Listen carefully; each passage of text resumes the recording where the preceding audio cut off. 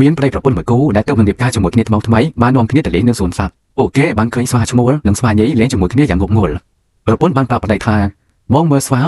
ទេឡើងស្វីតហើយរ៉ូមែនទិកទៀតប្តីក៏បានតបថាប្រពន្ធអូនមានបានឃើញសត្វតោនិយាយឈ្មោះនោះទេនៅឆ្ងាយពីគ្នាមិនដូចជាសត្វស្វាមួយគូនេះសោះតោឈ្មោលនៅស្ងាត់ម្នាក់ឯងមិនខ្វល់ពីតោនិយាយប្រពន្ធក៏បានឆ្លើយថាសត្វតោមើលទៅកំសត់ណាស់បងអត់មានក្តីស្រឡាញ់ដូចជាសត្វស្វាសោះប្តីក៏បានឲ្យប្រពន្ធគប់លំថ្មទៅកាន់តោនិយាយហើយចាំមើលពេលដែលប្រពន្ធគាត់បានគប់លំថ្មទៅកាន់តោនិយាយតោឈ្មោលក៏លួចមកក្រហមហើយការពារតោនិយាយយ៉ាងមានអំណាចរួចហើយប្តីក៏ឲ្យប្រពន្ធគប់លំថ្មទៅកាន់ស្វាញីវិញម្ដងបន្ទាប់មកប្រពន្ធក៏បានគប់លំថ្មទៅកាន់ស្វាញីដូចគ្នាហើយពេលដែលប្រពន្ធគប់ស្វាញីស្វាឈ្មោលបែរជារត់ហើយលោតទៅលើដើមឈើបោះបង់ស្វាញីចោលព្រោះខ្លាចគេគប់លំថ្មមកកាន់ខ្លួនដែរប្តីក៏បានប្រាប់ប្រពន្ធថាកុំឆាប់ជឿអ្វីដែលអូនបានឃើញជាភាពសង់ទីម៉ងឬរ៉ូមែនទិកនិយមអីពាក្យច្រើនវាគ្រាន់តែជារូបភាពបំភាន់ភ្នែកប៉ុណ្ណោះដែលលាក់បាំងនៅបេះដូងដែលគ្មានក្តីស្រឡាញ់ពិតប្រាកដហើយក៏មានអ្នកខ្លះគាត់មិនបញ្ចេញឬមិនបង្ហាញក្តីស្រឡាញ់ឲ្យគេបានតែបេះដូងពួកគេពោពេញទៅដោយការបារម្ភនិងក្តីស្រឡាញ់ពិតប្រាកដសូមអូនរៀនធ្វើជាប្រពន្ធមិនគួររៀនធ្វើជាសង្សារទេជីវិតប្តីប្រពន្ធខុសគ្នានឹងជីវិតជាសង្សារណាអូនតែជាអក្សរសពថ្ងៃ